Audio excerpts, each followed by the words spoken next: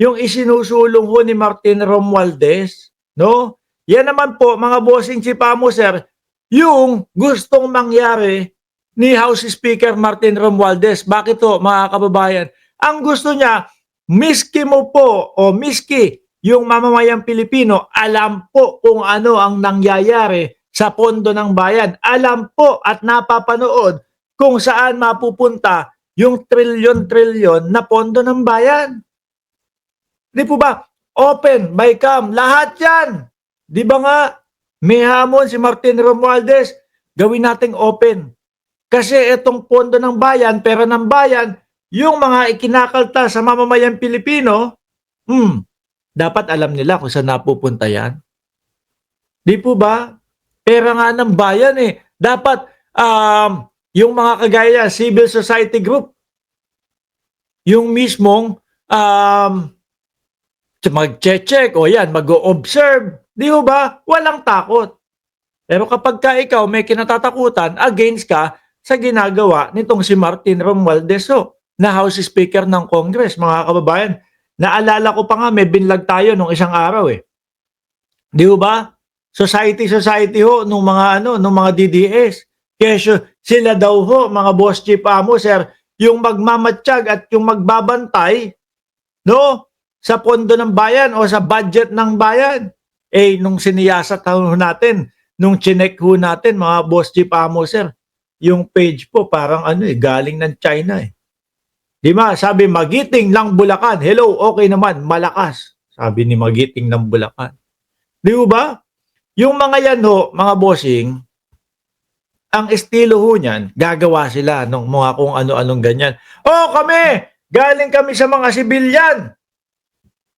Kami ang mag-check kung tama ba ang ginagawa ng Kongreso, kung tama ba ang ginagawa nila, kung okay ba yung mga budget deliberation nila o hindi.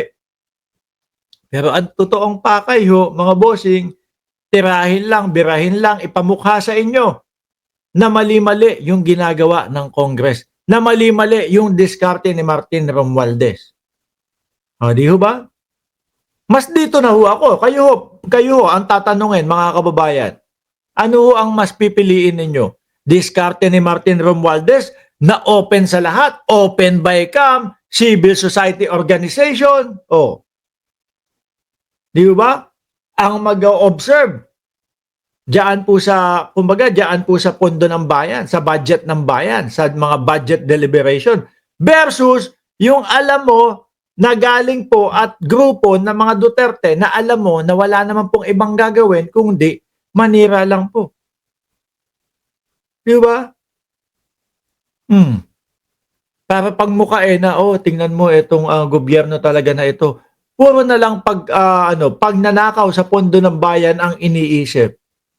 Kaso mga kababayan, napakataas po ng trust rating, no, ni House Speaker Martin Romualdez, lalong-lalo na po yung doon sa mga kasamahan niya sa loob ng Kongreso. Bakit to? Hindi naman po aabot sa 291 ang boboto dyan sa tao na yan. Kung hindi po sila tiwala at kung mali po o may mali na ginagawa si Martin Romualdez doon sa loob ng Congress. Ganun lang ho yun. Iilan lang ho ang mga congressman, mga kababayan, 330 plus. Tapos ang nakuhang boto para makabalik bilang House Speaker is 291. Ilan na lang po ang matitira dyan? Di ba? Ilan na lang po ang matitira dyan, mga kababayan? Wala na. Ka-40, sino maghahati doon? Yung si Albi Benitez na gusto din maging House Speaker kung di ako nagkakamali at Pulong Duterte. Wala na ho, mga kababayan. Pero yung yung anak ni Albi Benitez sumuporta kay Martin Romualdez. Kumbaga ho, isa sa bumoto para maging House Speaker si Martin Romualdez ay yun pong si anak ni Albi Benitez, mga bossing. Sabi dito, dapat taong bayan ang mag-check, sabi ni Henry Victorio. Dapat ang taong bayan na mag-check ng pondo ng bayan. Siyempre, yung sinabi ni Martin Romualdez. Ayan open na po, mga boss chief amo, sir. No? Open na ho. At hindi na basta-basta o ganito, o ganyan. Tapos baka masilip na din po yung mga insertion, etc. Di po ba? Nako. Siguro ho, mga kababayan, yung mga insertion na yun, matagal nang umiiral yun. Ano po? Pero sa panahon no, ni Pangulong Bongbong Marcos at sa panahon po ng 19th and 20th Kongreso, mga kababayan, hindi uubra. Kaya ayan po, lumalabas talaga. No, nalalaman ng mamamayang Pilipino na merong ganyang mga galawan. Di ba? The turnover also followed the anonymous approval of House Resolution number 94 last week, which institutionalized the participation of people, organization, no, as non-voting observer in budget deliberation. Alam niyo po, mga magnanakaw lang po ang matatakot sa mga ganyan, mga bossing. Yung i-open mo, ipapakita mo, ipapaalam mo. Sabi nga ipaparinig natin, ipapanood natin sa kapwa natin Pilipino, sa mga radyo, sa mga telebisyon, yung ganyang mga budget deliberation. Mga magnanakaw lang matatakot sa mga ganyan, mga boss. No? Sa Congress may hearing. Sa Senate po, problema, walang hearing. Pero insertion. Sabi ni Asnala Corebon. Ano ba yan? Paano basahin? Asnala Corebon 7366. Sabi ni Lenny Kalinsky, yan si Daryl Yap, may kaso pa kay Vic Soto dahil din sa kanyang paninira na gustong ipalabas. No? At sinihan. Ipalabas sa sinihan. Hindi siya nagtagumpay. Mamaya ho natin pag-usapan yan. Sagot ho ni Maharlika, mga bossing.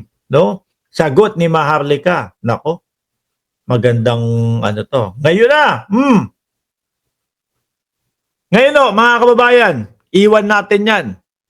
Dumako naman ho tayo, mga bossing. Tingnan nyo nga ho ito. Gobyerno ni Pangulong Bongbong Marcos. No? Lagi nilang tinitira o lagi ho nilang sinasabi na kuya si Bongbong Marcos, weak presidente. Lagi nilang pinag-iinitan. Sinasabi nila, mababa ang ratings ni Pangulong Bongbong Marcos. At ang mga Duterte ay pataas ng pataas. Sabi ho nila yon. Nino, no mga DDSO, mga kababayan. Tsaka yung mga survey na di umano'y binili daw ho o binayaran daw ho, mga boss si Pamper. Kasi paano naman ho maniniwala ang mamamayang Pilipino noon? No?